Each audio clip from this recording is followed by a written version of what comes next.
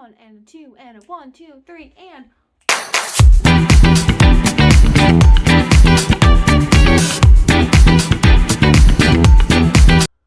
Are you guys entertained? YouTube advice channels always say that you have to engage your viewer within the first 15 seconds of the video. So this is me, your host of today's video, Allison Ramirez, seeking to engage and entertain you as we start off with today's content. Oh my goodness.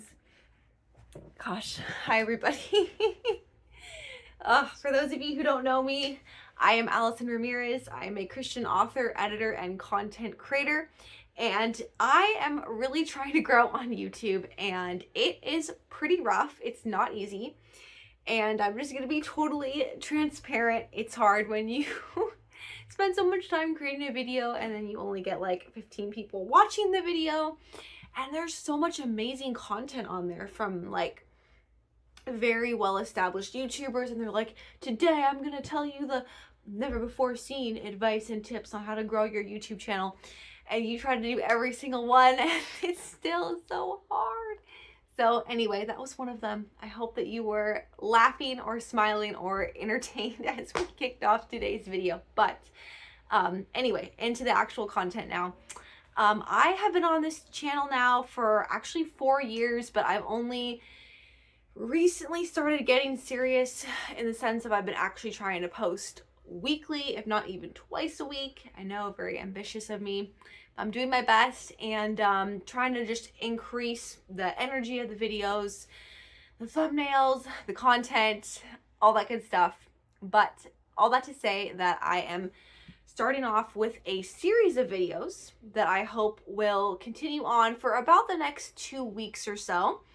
And the theme of these next videos is all about book reviews and endorsements in general as a Christian author or as a Christian small business owner in general, trying to figure out where I want to go with this channel because I am a self-published author, so I love creating videos about like the self-publishing process, tips and tricks, my experience. I also like to take all this from a Christian perspective because there is a lot of other YouTubers that are writing about self-publishing, but specifically I like to add like a faith-based flair, if you will, and talk about how our faith can inspire us on this path to self-publishing. And anyway, I just hope that and watch the video all the way through about the importance of reviews and endorsements. So let's go ahead and jump right in.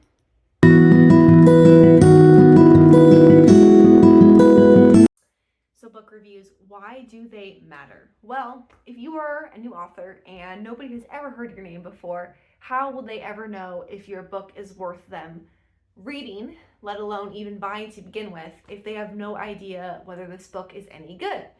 Reviews, as with any sort of physical product, give a sense of credibility. They let a potential buyer, reader know that, hey, other people have read this book. This is what they liked about it. Maybe this is what they didn't like about it. This is what you can look forward to in this story. And so the more reviews you can have on your book, good and bad, although obviously having a 5-star review, many of them, is most ideal. But reviews are just gonna give potential readers a sense of whether or not this book may be for them. So that is why you should strive to get reviews on your books. However, this can be easier said than done. I know for me, I really struggle with this. I will say that the most reviews I have on any of my books is currently this book right here, my first fiction book, and it only has 6 reviews right now on Amazon. They are all 5 stars, which is always good, but I would say like my goal is at least like 10 to 15 reviews. I mean, some authors you'll see they have 50 reviews, 100 reviews. I've even seen one of my favorite authors of all time, Jacqueline Brown. I think she has like 1,000 reviews on one of her books.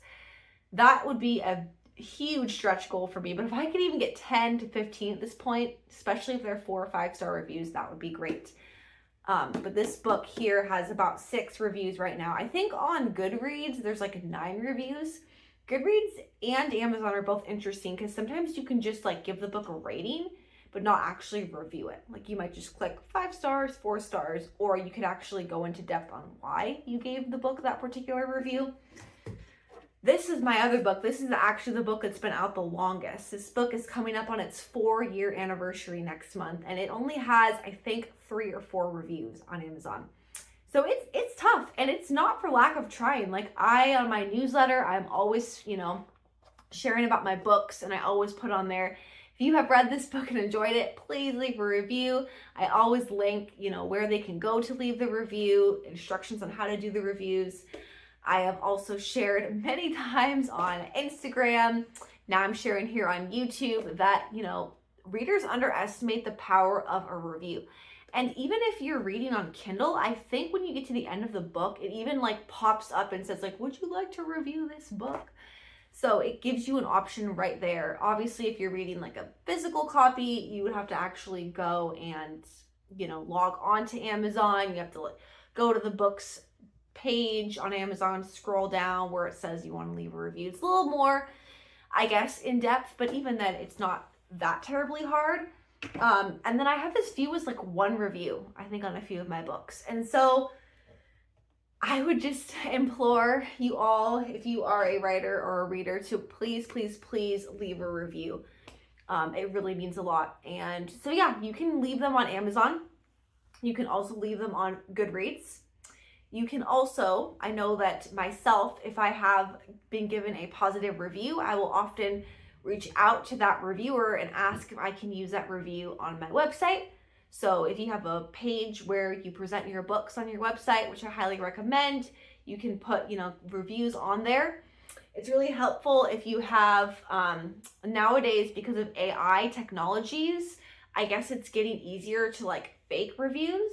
You can just put Sam Smith, even though Sam Smith could be a made-up person and a made-up review. So a lot of times people are trying to do photo-generated reviews, meaning if somebody has bought your book, they could actually take a picture of them holding up your book, or make a video clip, even better, of them talking about your book, and they can send it to the author so you can share that video clip or that photo on your social media, on your website.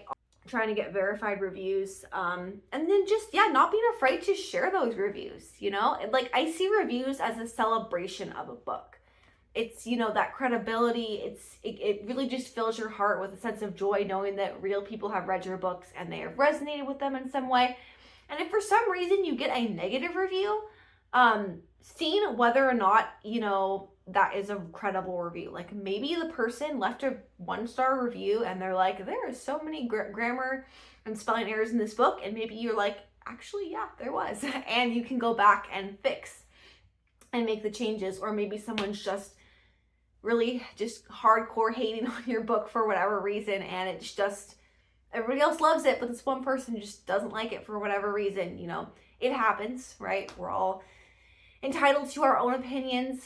Obviously, you hope that people will be charitable and people will be discerning on what they say and share in a review, but you can't control all the reviews you get. And it's most important is, if you have 1 or 2 bad reviews, balance that out with 10 or 20 good reviews, right? And then people will be able to weigh, the reviews accordingly and everything like that. So that's why reviews are important. I'm going to go ahead and show you some reviews that I've received on my books, to show you what a good review can look like, and just maybe motivate you and inspire you as you seek reviews for your own books. Okay, so we are on my website right now. So going on to my Divided Kingdom series, this is where I have my fiction book series listed. My fiction book actually won an award, yay, earlier this year. I have a little blurb about each book, a sample of some of the chapters, link to buy it. But the very bottom here, I have what others are saying about the series. I have just copied and pasted. These are 2 of the very first reviews I got on the book.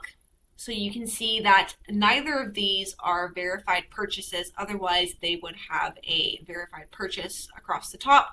But these are 2 author friends of mine who I know personally who have read my book. Usually there's a little main blurb that always goes across the top in bold. So you really want this to be the main takeaway for those who are reading the review.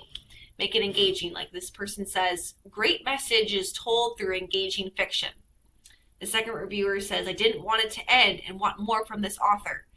So these are both really encouraging and inspiring reviews that somebody who doesn't know me, who hopefully will motivate them to take that step of actually purchasing a copy. You can also see that both of these reviews are really in depth, especially the first one. It's 3 full paragraphs of text, and it starts off by sharing that this is the first in a series. It lists the genre, YA dystopian. It tells that, key words like relatable characters, exciting story, thinking more deeply about what truly matters and how power can be mishandled.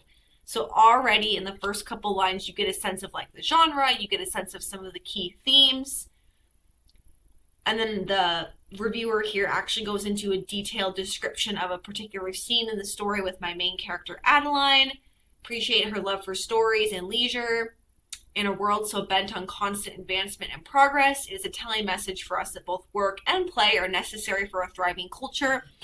So every book that you write, it's going to have some overarching messages and themes. That is one of mine in The Divided Kingdom. These characters live in a world where efficiency and productivity is more important than actually spending time to reflect, to meditate, to be in leisure, to be in play, and showing that both are important. So this reviewer really picked up on that. And then the last paragraph, the story encourages readers to stand up for truth, even when everyone else is towing the popular line. So it gives you a sense that the characters are going to be working against the status quo. They are going to be making decisions that may be contrary to the world and the systems of government that they exist within. The first book leaves the reader with several unanswered questions, so we will want to find out more in the next book. The second review is also pretty detailed. It's 1 paragraph.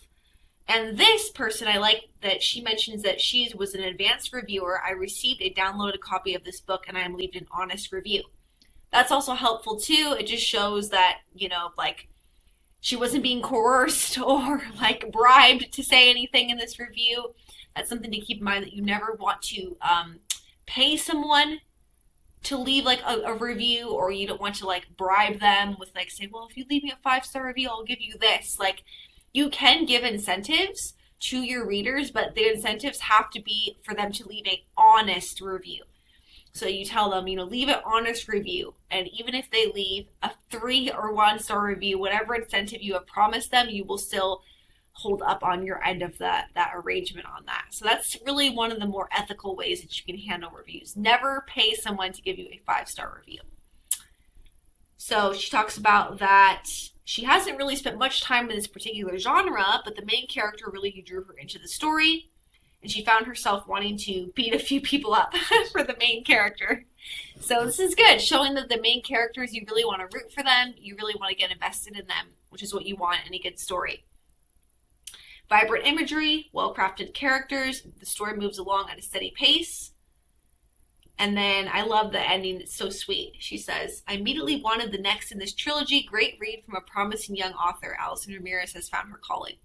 Super sweet. Again, these are if you are someone that's looking to review a book, this is the kind of review that we want to see, where it's very in-depth. You can share actual scenes that you really enjoyed, really touch on specific chapters or characters or anything really in the story that you can be specific about that you liked. Or if there were any weaknesses, you can list that too. I was kind of hoping for more on this character, or I was hoping for more study details here. You can put those in a review too, especially if you aren't giving a 5-star review, because readers will wonder, why did you give this a 3-star if everything you're saying is amazing about this book? So just giving the strength and weaknesses, pros and cons, as you see them.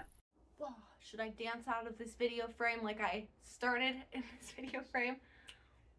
Let's go to the conclusion of this video. All right, thank you. We've made it to the end, and I just want to encourage you that if you learned something from this video, or if you enjoyed this video, please give it a like and a thumbs up. I'm going to be showing you, this is a video that I've already done on the importance of book reviews, so go ahead and watch this one next. Also, stay tuned, because next week I actually have my very first partnership with a company that is all about helping authors be able to get more book reviews.